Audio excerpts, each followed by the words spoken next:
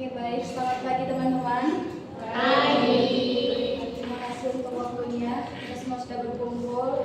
Kita juga bersyukur kepada Tuhan Yang Maha Kuasa karena kita masih diberikan kesehatan. Pertama-tama yang saya hormati Ibu Bupati Widya Stuti, dan yang saya banggakan juga teman-teman yang sudah ada di dalam forum kita.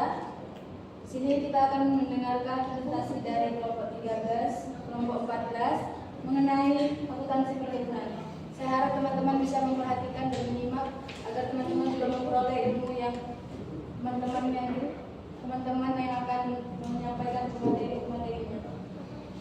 Untuk materi satu langsung saja saya berikan waktu kepada Rizka sebagai pemateri satu. Terima kasih atas penjelasannya. Di sini agenda topik pembahasan yang kita bahas ada definisi akuntansi perkebunan, klasifikasi tanaman perkebunan, pengelompokan biaya, pencatatan aset PBN dan pencatatan aset TM. Pertama-tama saya akan membahas definisi akuntansi perkebunan. Akuntansi perkebunan merupakan cara akuntansi khusus yang menerapkan prinsip-prinsip keuangan pada entitas bisnis di bidang perkebunan. Ruang lingkup akuntansi ini mencakup proses pengakuan, pengukuran, penyajian hingga pengungkapan laporan keuangan untuk aset biologis serta aktivitas agrikultur lainnya. Seluruh proses pencatatan ini wajib mengacu pada standar resmi yang berlaku di Indonesia, yaitu PSAK 69 tentang agrikultur. Standar ini berfungsi sebagai panduan utama agar perusahaan perkebunan dapat melaporkan kondisi keuangannya secara transparan dan seragam sesuai dengan regulasi yang berlaku. Di dalam praktik akuntansi perkebunan ini terdapat 3 komponen utama yang saling berkaitan erat sebagai berikut. Yang pertama ada aset biologis, standar PSAK 69 dan nilai wajar. Yang pertama kita akan membahas aset biologis. Komponen ini merujuk pada hewan atau tanaman hidup yang dikelola secara aktif oleh perusahaan untuk menghasilkan produk agrikultur.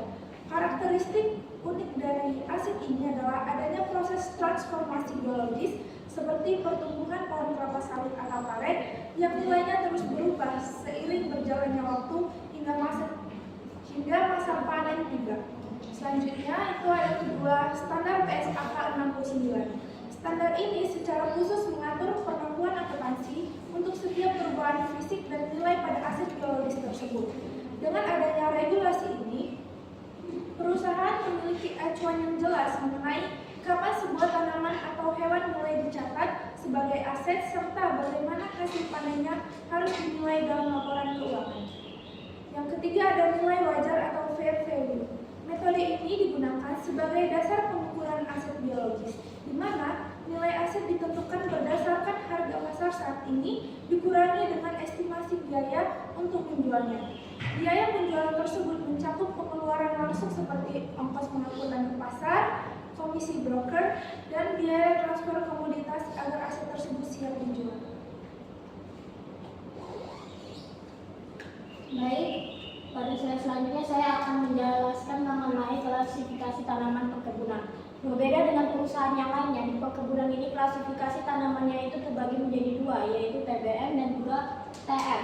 TBM yaitu tanaman belum menghasilkan, yang mana pada masa ini TBM itu tidak mengeluarkan hasil produksinya, buah dan yang lainnya. Tanaman yang belum mencapai dan juga tanaman belum menghasilkan ini yaitu tanaman yang belum mencapai usia produktif. Biasanya pada pohon kelapa sawit TBM ini dari tahun pertama sampai tahun ketiga. Lalu biaya masih dikapitalisasi sebagai aset. Ketika tanaman ini masih dicatat sebagai TBM, maka di neraca akan dicatat sebagai aset. Lalu belum menghasilkan pendapatan, yaitu seperti yang sudah saya katakan, TBM belum menghasilkan produk, buah, dan yang lainnya. Lalu dikategorikan sebagai aset tidak lancar, contoh kebun sawit usia 0 sampai 3 tahun. Lalu ada tanaman menghasilkan, yaitu tanaman yang sudah mencapai usia produktif, yaitu tadi TBM 0 sampai 3 tahun, maka di TM 4 tahun sampai seterusnya. Menghasilkan produk agrikultur secara komersial, dan produknya itu sudah ada seperti sawit yaitu TBS, teh, pucuk daun. Lalu ada diakui sebagai aset tetap pada PSAK 16 disusutkan sepanjang masa manfaat ekonomis. Dan apabila di TBM kita belum melakukan penyusutan. Ketika TBM sudah dipindahkan ke TM, maka kita akan melakukan penyusutan setiap tahunnya. Contohnya usia sawit usia lebih dari 3 tahun. Lalu klasifikasi biaya perkebunan. Klasifikasinya kita klasifikasikan menjadi 3, yaitu biaya langsung, biaya tidak langsung, dan biaya pratanam. Biaya langsung yaitu biaya yang terjadi secara langsung ketika di kebun. Contohnya seperti apa? Ada biaya benih dan bibit, pupuk dan pestisida, upah tenaga kerja langsung, biaya pengolahan lahan, dan juga biaya tidak langsung, yaitu biaya yang tidak secara langsung bakalan terasa ketika kita menjalankan usaha di perkebunan. Seperti apa? Biaya overhead perkebunan, penyusutan alat pertanian, biaya administrasi kebun, dan asuransi tanaman.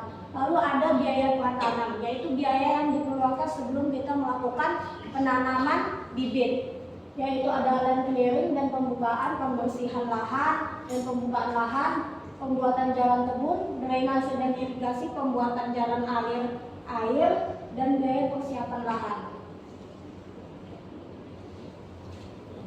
Baik teman-teman, pada slide ini menjelaskan tentang proses pencatatan aset TBM atau tanaman belum menghasilkan dalam aplikasi perkebunan.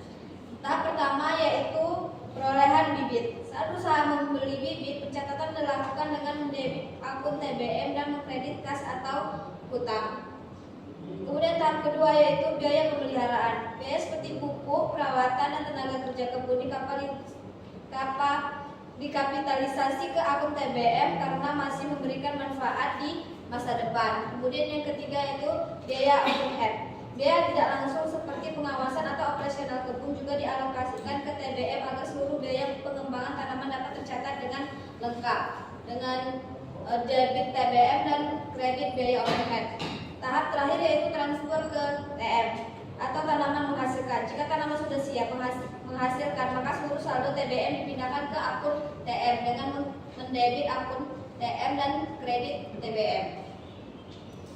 Untuk contoh jurnalnya itu misal biaya pupuk TBM 500, maka di jurnal debit tanaman belum menghasilkan 5 juta, kredit kas atau bank. Kemudian ada pencatatan dan penyusutan TM. Yang pertama yaitu transfer dari TBM ke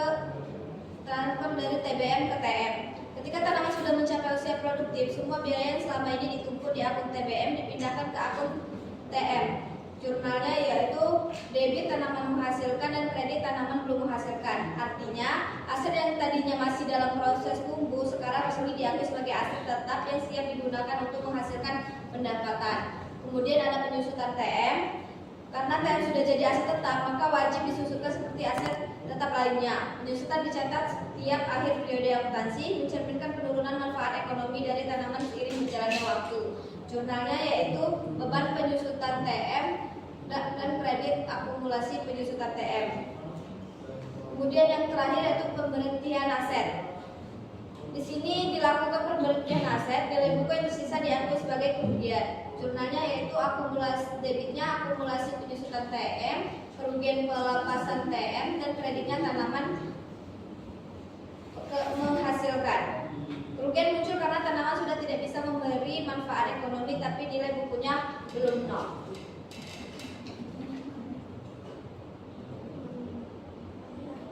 Oke, baik.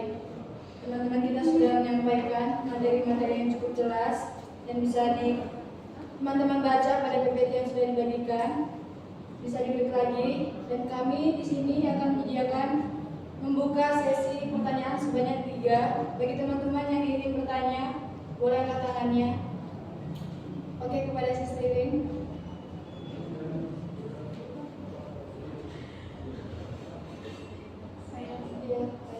Perkenalkan, nama saya Olivia dari kelompok 13. Saya ingin bertanya kepada kelompok 14. Jika kebun kena hama dan nilainya turun, bagaimana perlakuan akuntansinya? Terima kasih.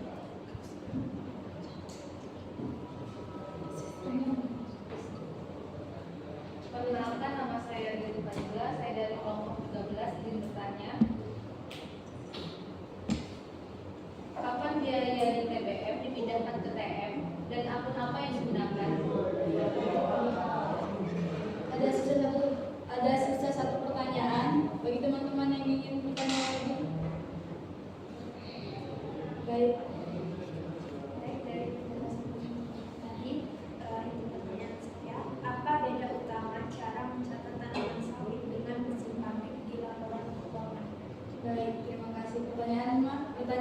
semua bagus-bagus. Jadi berikan waktu kepada pemateri kita sebanyak 1 menit saja. Cukup 1 menit. Oke, terima kasih. Tunggu sebentar ya teman-teman.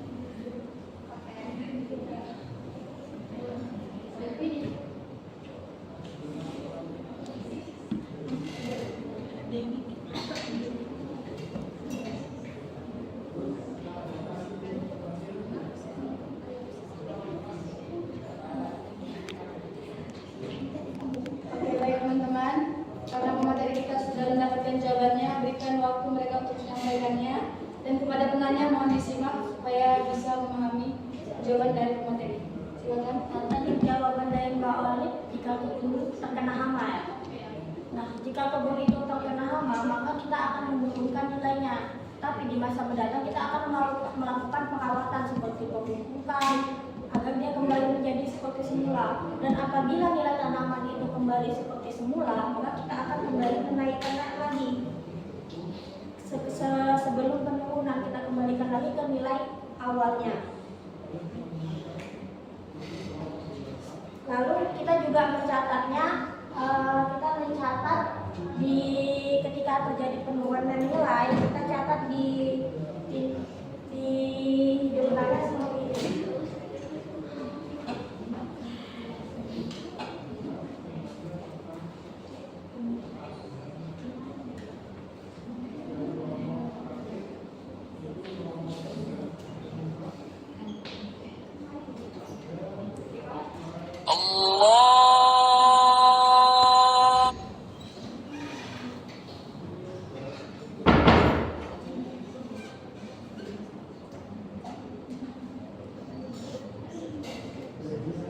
Lalu ketika perkebunan itu kembali pulih, kita catat seperti ini.